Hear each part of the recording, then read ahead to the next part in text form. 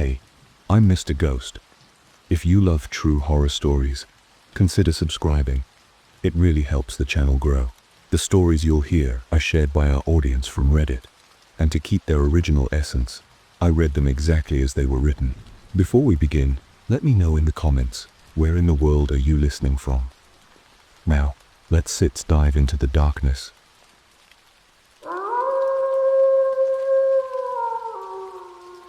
Dr. Evelyn Harper had seen her share of broken minds in her 12 years as a psychiatrist, but none had ever unsettled her like Julian Voss.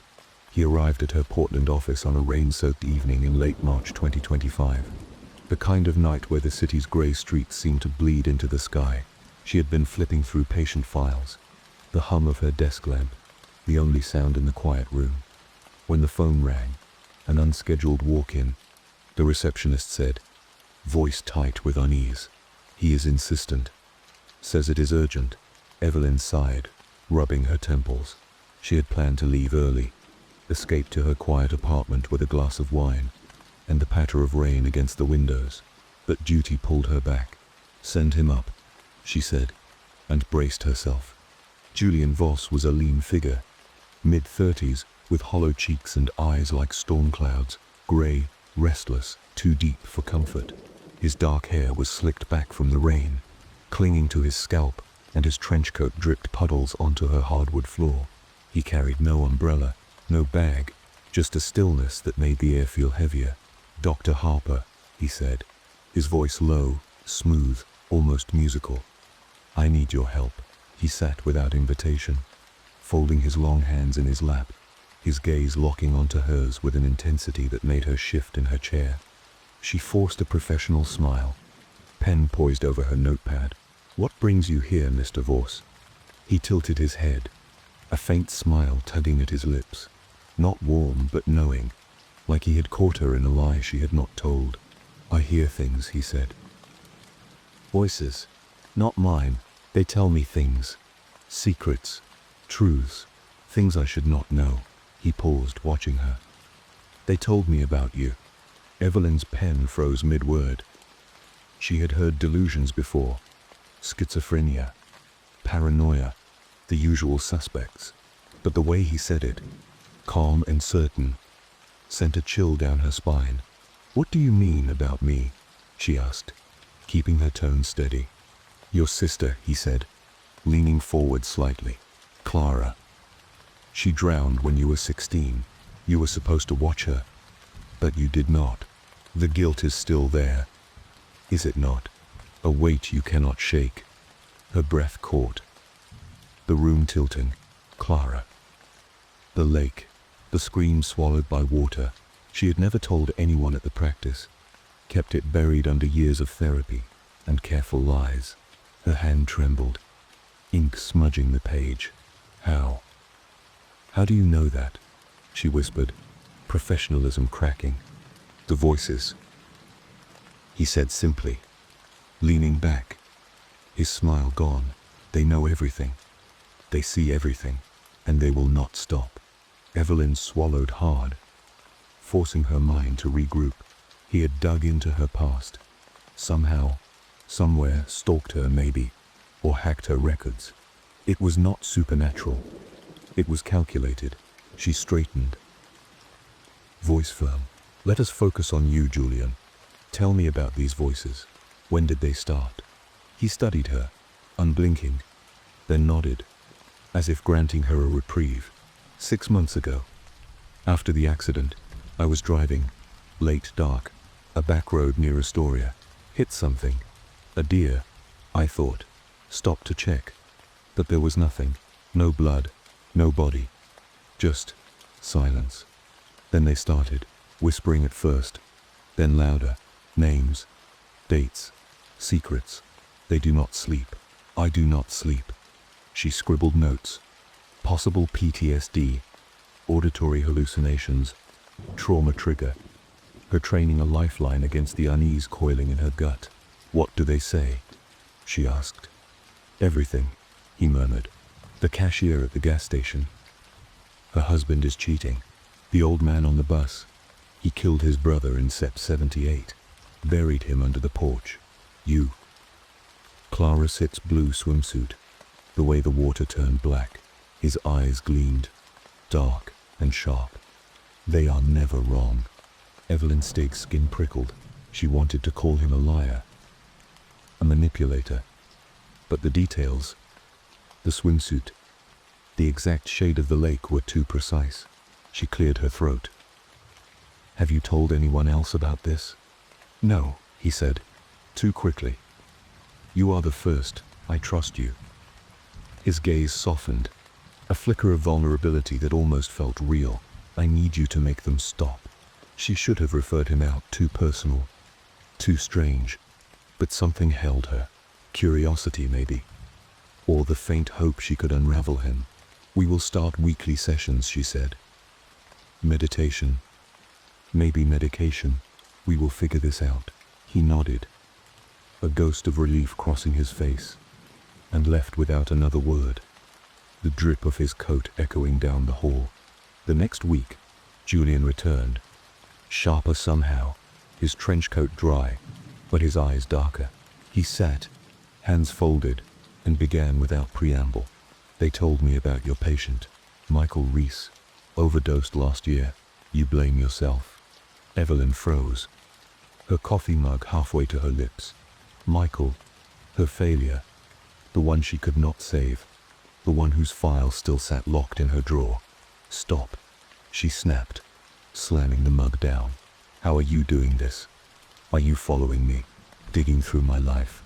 He raised his hands, placating. "I am not, I swear. It is them. The voices. They see what I cannot. I do not want this." His voice cracked, and for a moment, she saw a man drowning, not a monster. She wanted to believe him, needed to, and that scared her more than the secrets he spilled. Sessions became a ritual, a dance of dread and fascination. He would arrive every Tuesday at 6 p.m., rain or not, and unravel her world thread by thread. He spoke of her father's affair in '98, her mother's quiet breakdowns, the time she had cheated on her med school finals. Things no one knew, things she had buried so deep they had fossilized. Each revelation chipped at her armor, but she clung to her role, prescribing SSRIs, teaching breathing exercises, probing his accident for cracks. He resisted, deflecting with charm or silence, and she grew to dread his footsteps in the hall. Yet, a strange bond formed. He would linger after sessions, asking about her day, her favorite books, the bell jar. She admitted once, and he quoted it back the next week, his voice soft as a caress. She caught herself smiling at his dry wit, his rare laughs, the way he would tilt his head when she spoke, like she was the only thing in his world. She hated herself for it. Transference, counter-transference, a textbook mess, but she could not stop. He was a puzzle, a wound, a mirror, and she was falling into him. 3 months in, the voices escalated. Julian arrived late one night, eyes wild, coat torn, hands shaking. "They are louder," he rasped, collapsing into the chair. "Screaming now. Not secrets, orders. They want me to do things, bad things." He gripped the armrests, knuckles white. "Last night, they told me to kill the neighbor's dog. I did not. I locked myself in the bathroom, ran the shower till dawn. But I wanted to. I could feel it." Evelyn Sitt's heart raced. "We need to adjust your meds," she said, reaching for her prescription pad. But he grabbed her wrist, his touch cold and desperate. "It is not the pills. It is real. They are real. And they know I am here with you."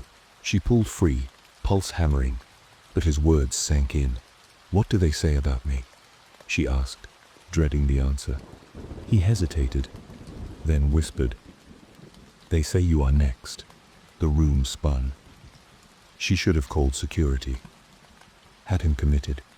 But his fear, raw, palpable, mirrored her own. "We will get through this," she said, voice trembling. Together, he nodded, clinging to her promise like a lifeline, and she realized she meant it. She cared too much, and that was her first mistake. The next week, he did not show. She called his number. Disconnected. Checked his address. A vacant lot in Astoria. No record of a Julian Voss. Panic clawed at her. She scoured her notes, his words replaying like a broken record. The accident. The voices. You are next. On impulse, she drove to Astoria, the rain lashing her windshield, her gut screaming she had lost him, or worse. The back road was a ribbon of asphalt cutting through pines, dark and desolate. She found the spot he had described. A sharp curve, a dented guardrail, no deer, no blood. She parked, flashlight in hand, the rain soaking her coat as she searched. Nothing, until her beam caught a glint in the ditch, a shard of glass, then another, leading to a mangled car frame, rusted and overgrown with weeds. Her breath hitched. No accident 6 months ago. This wreck was years old. Back home, she dug deeper, hacking into old police records. A breach of ethics she did not care about. March 2018. A crash on that road. A man named Julian Voss, DOA. No survivors. Her hands shook as she pulled his photo. Those eyes, that jaw, him, dead 7 years. Her patient was a ghost. She did not sleep. The office felt wrong now. The lamps hung too loud, the shadows too long. She kept his file open, rereading every word, every secret he had known. Clara, Michael, her father. How? The voices. He had said they saw everything. Was he mad? Or was he something else? Tuesday came. 6 p.m. She sat at her desk. Lights off, rain drumming the windows, waiting. The door creaked open. And there he was, Julian, dry, despite the storm, his trench coat pristine, his smile soft and sad. You figured it out, he said, sitting as if nothing had changed. You are dead, she whispered, voice raw. You died in that crash. He nodded, eyes glinting. I did, but they did not. The voices, they kept me, gave me a job. He leaned forward, his breath cold against her face. I tried to warn you, Evelyn. I liked you, really liked you, but they do not. Her chest tightened. Who are they? He did not answer. Instead, he reached into his coat and pulled out a folded paper, sliding it across the desk. Read it.